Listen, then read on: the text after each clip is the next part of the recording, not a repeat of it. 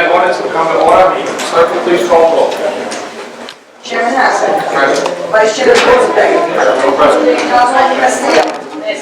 Councilwoman Harris. Present. Councilwoman Ryan. Present. 5, we have a quorum, sir. Thank you. The clerk will please read the first item. Item number 1, an ordinance and amendment of chapter 18 and a half of the Code of Ordinances of the City of Providence entitled Police, adding section 18 and _4 Community Safety Act. Thank you. We have Nick Freeman of our staff to give us a brief overview in terms of progress made, issues that may have developed, and where we're kind of standing now, so we have that overview in terms of the understanding of Nick. Thank you, Mr. Chairman and members of the committee. Just for the record, my name is Nicholas Freeman. I'm the Manager of Policy and Research for the Providence City Council.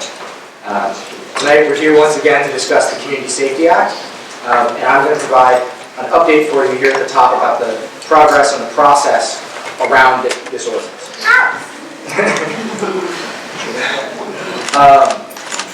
I want to say right off the top that this is providing an update here today. There's no amendment, there's no new language for you to revise today since the version that was subbed in at the last meeting.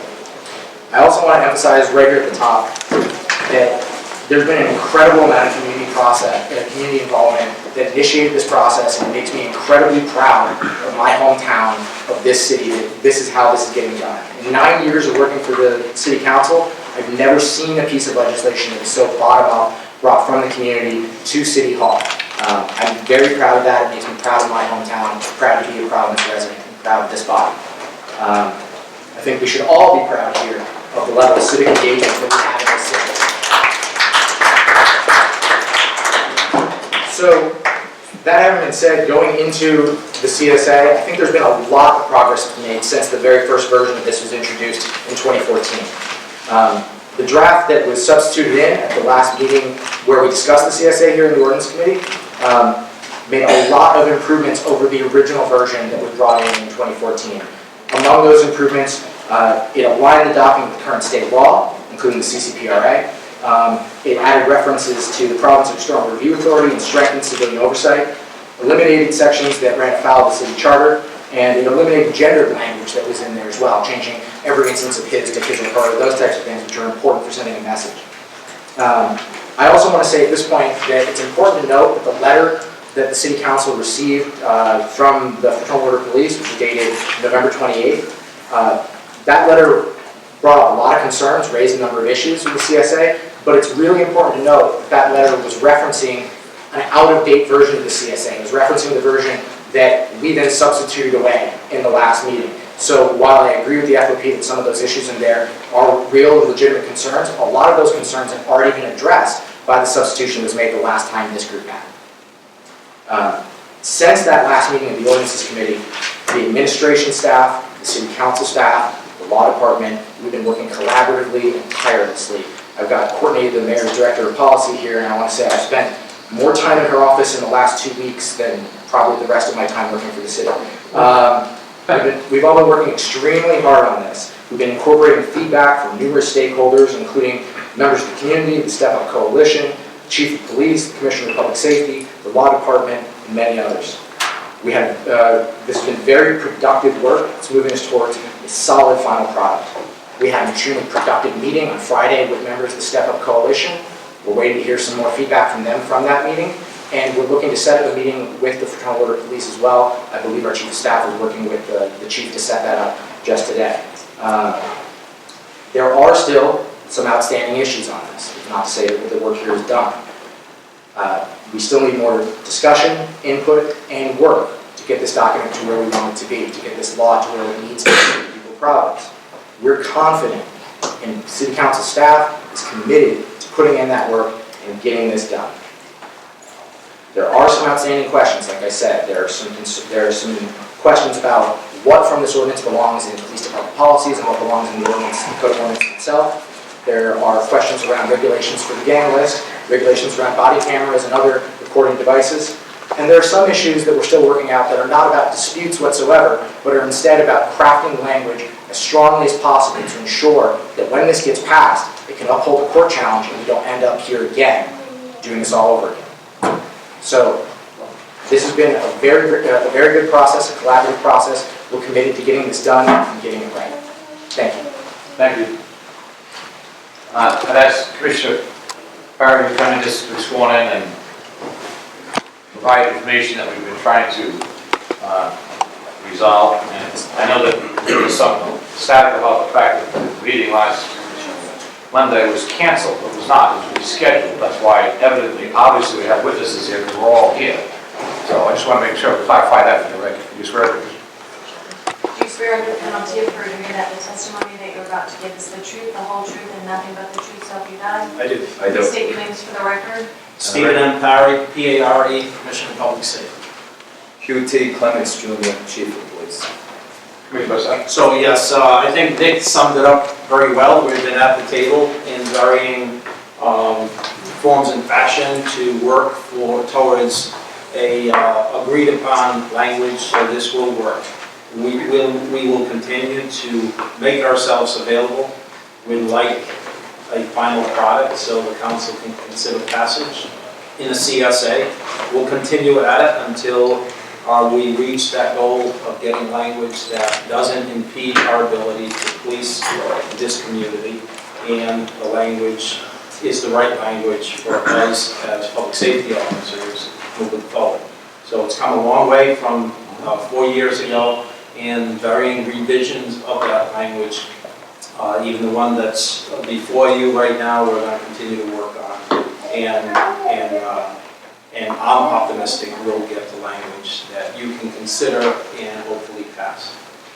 I will say that I will echo what the Commissioner said, because actually having the extra time between last Monday and today, there's more room on the runway to discuss issues that might be lurking out there, or clarifications, constitutional issues. A lot of those things are simply not something you just sweep away and say, oh, we'll deal with it later. It's going to be done now. We want an accurate piece of legislation. I agree, Mr. Chairman. And it takes a lot of work and a lot of effort by the community, by a lot of stakeholders. But as you know, the Public Safety Commissioner, we're committed in my office to see that through, and I'm sure the Colonel will speak to that as well. Thank you, Commissioner. Colonel? Mr. Chairman, thank you, fellow committee members. We all know this police department has a great responsibility in keeping the peace and providing positive public safety in this community, and we've done that. We've done a lot of progressive, innovative work surrounding policy and the way that we police this city. And I point to our efforts surrounding the state law CCPRA, which was enacted 2 years ago, which the Providence Police Department leadership was fully behind, and quite frankly drove the bus on, myself and the commissioner. So I think Nick and the commissioner have laid it out well, and I would identify we're at the table, we're having very positive conversations. However, there are several points in this current version where we believe, I believe, there are conflicts with federal law, case law, state law, the CCPRA, the consent decree, and policies within the Providence Police Department. We've gone so far as to be the only police department to conduct a pilot program with body-worn cameras, of which we have a very extensive policy where we've vetted 30 other policies from around the country. So I would just like to use caution, and let's compare these laws, case law, policies, and let's get it right moving forward one step at a time. Thank you, Colonel. Any questions from the committee for two witnesses? Thank you, gentlemen. I think you have another Chair. thank you.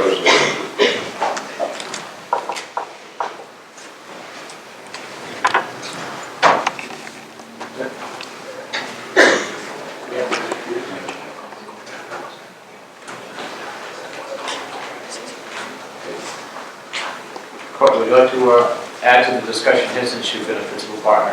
If you don't mind, I appreciate it. Apparently, he says he's spent more time in your office than We've he has. spent a lot of time together, and I want to thank you for tolerating my sidekick tonight. You can just get one of our. Sure. Courtney Hawkins, do you swear under penalty of perjury that the testimony that you're about to give is the truth, the whole truth, and nothing but the truth, so help you God? Thank you. So I would just reiterate Nick's comments. I think he spoke perfectly. I just also wanted to reiterate that it is the mayor's intention to work with the council members who are sponsoring this legislation to come to amendments that work for everyone and to continue to work with key stakeholders to bring a piece of legislation together that really meets everyone's needs and best interests. Does not intend to introduce something separate, and we really feel that working from a base of what the community has brought forth is important and acknowledges the hard work that legislation represents for all community members. And so we've been moving forward with our partners at the council to kind of continue to do this work, and we're grateful for the opportunity to do that. Thank you. Thank you. We did invite the representative from the FOP, have to expand the discussion, but an opportunity to make some comments or Mr. Beaumont, if you'd like to just get sworn in, and just a brief overview, as everyone else has done as you I'm sorry? The overview you witnessed by other witnesses, just to give your view of it in a few minutes, and we'll get sworn in, and then we'll move on. Okay?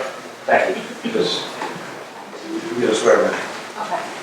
Please raise your right hand. Do you swear under penalty of perjury that the testimony that you are about to give is the truth, the whole truth, and nothing but the truth, so help you God? I do. Thank you. Please state your name for the record. Robert Boehn, B-O-E-H-N, and I'm the president of the Fraternal Order of Police, Providence, local number 3. So, thank you, Absolutely. Chairman, for having us here. Just want to let you know that we did receive this letter. It'll be added as an exhibit to the testimony, testify both oral and written. Okay. So tonight, Wait, one more. Motion to. Councilman Ryan moves to accept the letter from Providence Lodge number 3. Second. OP. Second by Councilwoman Harris to add it as Exhibit 1 to the ordinance. Discussion. All those in favor? Opposed? The ayes have it. Sorry. that's a thing. I appreciate the opportunity to come in here on behalf of members of the Providence Police Department. Basically, I couldn't agree with Nick, the commissioner, and the colonel, and I guess after what they just said, I don't have much to say other than the fact that being brought to this late in the game, we would hope that the FOP does have a seat someplace in this as it goes further into discussion, because up until today, we pretty much didn't have much to say or to comment on. We do want everyone to know that, although that nasty word union is in there, we are working and want to work with the administration, the city, and most importantly, the community. So, and again, as it's already been stated, the way that it's written now, the proposal, there are some questions and issues, and at this point in time, we couldn't back the way it's written. However, it doesn't mean that we can't move forward. But as it moves forward, all we ask is that we are included on the tabletop discussions that we're going to have here on in forward. So, Well said. So we let the record reflect that Councilman Corey's discussion So noted. and Councilman Jackson. So noted.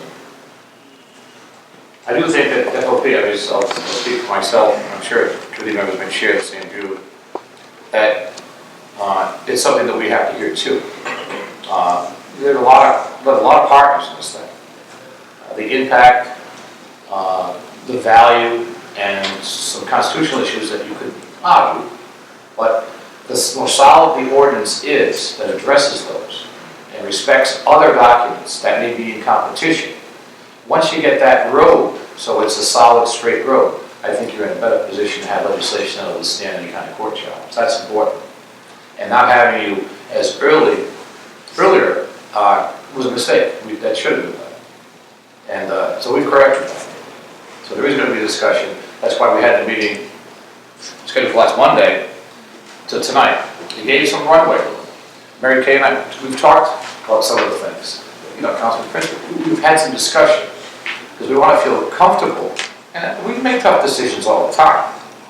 But a decision that is going to be equitable in terms of something that's going to work, it's constitutional, it's fair, all parties are protected, but there's a certain set of rules that will go by in order to make sure that justice is served in the context. That's basically that overview, just really. Comments from committee members?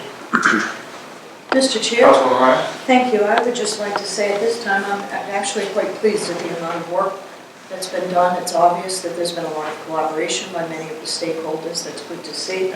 I'm confident that we're going to get to a good place. This is an important piece of legislation, and we do want to make sure we get it right and include everyone's input as appropriate. Clearly, there's more work to be done. I don't know if you're looking for a motion to continue or... If you don't mind as well. Yeah. I also want to thank everyone that's here too, because I know everyone's been working hard. I know when we have a meeting, you guys will be there, so we know that past the CSA, I get that message. But it shows that you're intimate with it, and it's important to you. So we can do the best we can in legislation, and as a lawmaker, as my fellow lawmakers here too, it's how it gets done so that it can withstand constitutional ground. All those things have to be considered. It's not, I can't be dismissive about it, because then I'm not doing my responsibility in getting it done. But I do want to say that I enjoy the kind of participation and effective leadership and demonstration as to what it means. So I think it's important to do. So we have all the stakeholders, and hopefully with everyone involved, we'll get something we can all live with, and we can ensure that we move forward with a piece of law and an initiative that will actually work and reflect what we're supposed to do. That's fair. Any other comments from the committee members? Motion to continue, sir? We're going to continue because there's still more discussions, but we will have, once we know where we are, there will be a meeting, but we know it's December, because it's kind of a crazy month to do stuff, but we will have another meeting, and hopefully by then, we'll have a part where we are going to be able to do something effectively and conclusively. Well, I think, Mr. Chair, as you mentioned, it's important to know that there is an ongoing dialogue going on here. And so it's recognizing gaps, it's trying to narrow those gaps, finding areas where the gaps can be narrowed if not eliminated. And then the process will obviously continue. I mean, it's obviously it's too important of a ordinance for it not to. And so I'm definitely heartened by that, and it's the right thing to be doing. It seems like the right stakeholders are around the table. Absolutely. Thank you, Mr. Lugo. Any other comments? Councilman Ryan will move to continue to the next step of the meeting, which we'll find out when that's going to be because of the schedule. It's going to be a little bit extraordinary the next week. Is there a second? To continue? Second. Second? Councilman Castillo. Discussion. All those in favor? Opposed? The ayes have it. We will see you at the next meeting. It will not be a canceled meeting. It will be a rescheduled. We'll have a meeting so that we can actually come to the conclusion on this important issue. Councilman Ryan moves to adjourn, seconded by Councilman Clements, Castillo, and Paré. All those in favor? Opposed? The ayes have it.